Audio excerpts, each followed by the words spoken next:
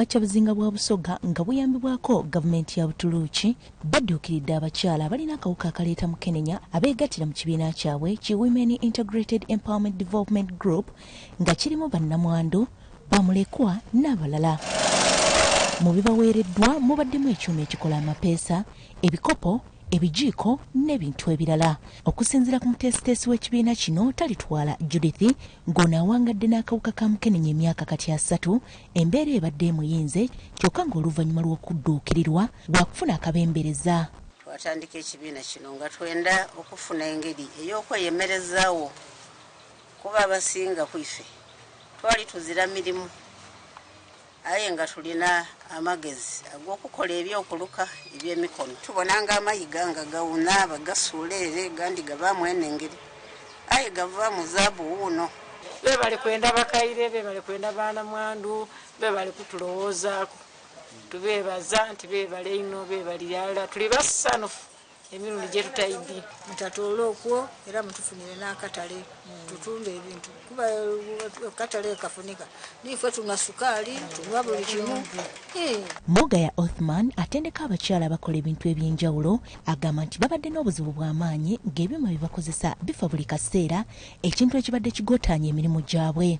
Nga oligi bonna kusooka yafayira era akugiyiyayiya okuba nti tusobole okubaawo tutembeere wenasooka oba otyaime onige buti obuzibu bwe bwidakayo ojjanga okuniga eno ng'eno bamaze okusala olibona obuzibu obubonabona obuli awo. Bw'abadde awaayo ebyuma bino eri abakyala, minisita w'ebyobulambuzi mu Bwakyabazinga bwa Busoga Oweekitiibwa Helen Namutamba agamba nti Obwakyabazinga bwakanya n'eddimu ly'okudduukirira abantu baabwe beekulaakulanye. So tuyidda kuba nga tufunyemu abaana baffe bajjafuna emirimu kino ekyalo kiddaakula twagaine factory neeno ntono Katonda idda atuyamba ebyuma tuleese sente didda kuboneka tuyire nga factory ene nesingawo memale kabichi amala kya designinga mulimu design ningi ino bafulumya amapeesa so tuyidda kuba tulekera okufuna amapeesa agava e China. Namutamba yeebazizza gavumenti ya Butuluuki olw'enkolagana ennungi n'Obwakyabazinga bwa Busoga era aweze nti baakutuuka ku nkulaakulana eyannamaddala. Ndikwenda okwebaza okusookera irala gavumenti ya Butuluuki batukozemu omulimu munene. Amasomero agasinga ag'abasiraamu gona batakina bagazimbye abataki batusimire boreholes. Akiikiridde woofiisi y'omubaka wa Butuluuki mu ggwanga Dr. Byangwa Abubakari yeeyamye okwongera okuyamba Obwakyabazinga butuuke ku nkulaakulana eyannamaddala.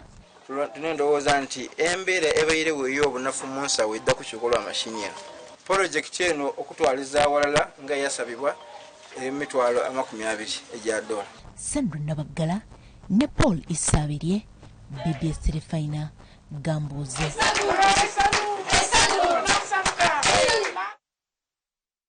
Kale lyessanyu